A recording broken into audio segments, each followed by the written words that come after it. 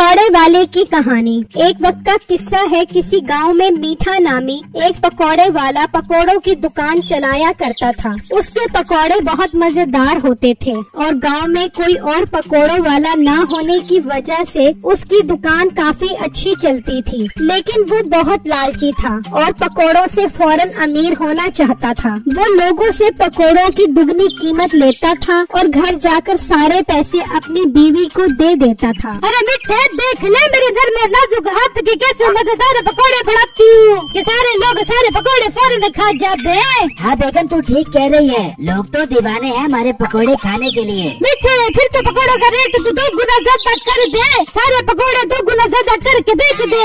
और बेगम थोड़ा ठंडा करके खा। एक बार सारा खाने के चक्करों में अपना पेट फटवा कर पटाखा ही न बजवा ली। मिठे, तो तू डरता बहुत ज्यादा है। पता नहीं वो कौन सी मनुष्य घड़ी थी जब मेरी तुझ जैसे डरपोक से शादी हुई। और बेगम अब ज्यादा मुझे इमोशनल ब्लैकमेल न कर। मैं कल से 3 गुना कीमत पर बेचता हूँ पकौड़े। फिर अगले ही दिन मीठा अपनी दुकान पर पकौड़ों की कीमत 300 पाव कर देता है। तो एक ग्राहक उसके पास आता है। अस्सलामुअलैकुम भाईजान, क्या हाल है आपका? वालेकुम अस्सलाम, मैं ठीक हूँ। तो भाई अपना हाथ जरा अपने कंट्रोल में रख। ये जो तू पकौड़े उठा कर खा रहा है मैं सब देख रहा हूँ। आँखों पर पट्टी नहीं बांधी हुई मैंने। ओ भाई साहब, पकौड़ों का जायका चेक कर रहा था। अच्छे लगेंगे तो ही लूंगा ना। जायका एक पकौड़े से ही पता चल जाता है। ये जो तू सियाड़ा बन के अपना पेट भरने के चक्करों में है ना, मुझे सब पता है। वो अभी बात कर ही रहे होते हैं कि एक बूढ़ी फकीर औरत वहाँ आती है। अरे बेटा, बहुत जोर की भूख लग रही है, कुछ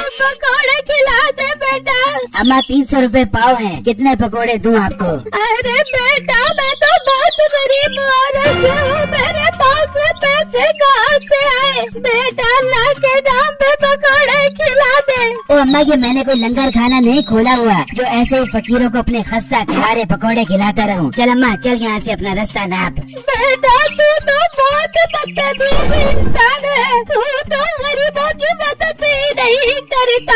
हाँ अम्मा, मैं नहीं करता किसी की मदद। अब चल यहाँ से जा। ये सुनकर वो बूढ़ी फकीर औरत मीठे को बद्दुआ देती हुई वहाँ से चली जाती है। और जब मीठे की नजर उस ग्राहक पर पड़ती है तो वो उसके आधे पकौड़े खा चुका होता है। ओ भाई साहब, तुम तो बहुत बदतमीज इंसान हो। ये नहीं कि बूढ़ी औरत को थोड़े से पकौड़े दे दूं। ना भाई ना, तुम तो बहुत ही कंजूस इंसान हो। बूढ़ी औरत को तो मैं बाद में पकौड़े दूंगा। पहले जो तू मेरे आधे पकौड़े खा गया है उसके 2000 रुपए दे। ओ भाई, एक पकौड़ा चखने का 2000 रुपया? तेरा दिमाग तो खराब नहीं हो गया? वो ग्राहक बातें करता हुआ मीठे के सारे पकौड़े खा जाता है और मीठा उसको देखकर हक्का बक्का रह जाता है। भाई जान, आप मेरे 5000 रुपए के पकौड़े खा गए हो। मुझे 5000 रुपए दो अभी के अभी। जरा तमीज से बातें करी। एक तो इतनी तेज मिर्चों वाले पकौड़े बेच रहा है और ऊपर से 5000 रुपए मांग रहा है। तेरी तो मैं अभी पुलिस को रिपोर्ट करता हूँ। तू रुक यहीं पर, मैं अभी आता हूँ। ये कहकर वो ग्राहक वहाँ से चला जाता है और मीठा हैरान होकर उसको देखता ही रह जाता है। फिर मीठा पकौड़ों की खाली परात लेकर घर पहुँचता है तो उसकी बेगम कहती है,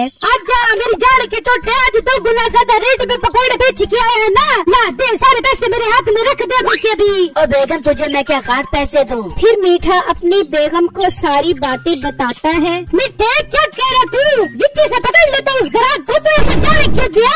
ओ बेगम, मैं उसे क्या खाक पकड़ता? वो तो पहले ही वहाँ से भाग गया था। मिठे, आज तू खाली आता गया, लेकिन याद रखियो, कल से अगर तू खाली आता है तो पकौड़ों की जगह मैं तुझे फ्राई कर दे दूंगी। ठीक है बेगम, आइंदा शिकायत का मौका नहीं मिलेगा आपको। फिर मीठा अगले दिन पकौड़े लगाकर अपनी दुकान पर खड़ा होता है। पकौड़े पकौड़े, गर्मा गर्म पकौड़े, मेरी बेगम के हाथ के बने खस्ता घरारे, 12 मसालों के बने हुए ताज़ा ताज़ा पकौड़े। जो मेरे पकौड़े खाएगा वो बार बार पागलों की तरह भागा हुआ मेरी दुकान पर आएगा। तो एक ग्राहक उसके पास आता है। अस्सलामुअलैकुम भाई साहब, क्या हाल है आपका? वालेकुम अस्सलाम, मैं ठीक हूँ। हाथ पीछे कर अपना और मुँह से बात कर। आई बात समझ? अब भाई, मुझे तो लगता है तेरा पकौड़े बेचने का मूड नहीं लग रहा। तो जानता है मैं कौन हूँ? कौन हो आप भाई? जब बताओगे ना तो तेरे पेट उतर जाएंगे। और सुनाओ, भाभी ठीक है? हाँ भाईजान, आपकी भाभी बिल्कुल ठीक है। अब बताएं आप कौन हैं? बताता हूँ, तुम्हारा घर वही है या तब्दील कर लिया है? भाईजान, घर वही है। हमने तब्दील करके करके कहाँ जाना है? और तुम जिस गोश्त वाले से गोश्त लेते थे उसके साथ क्या पैसों का मसला चल रहा था तुम्हारा?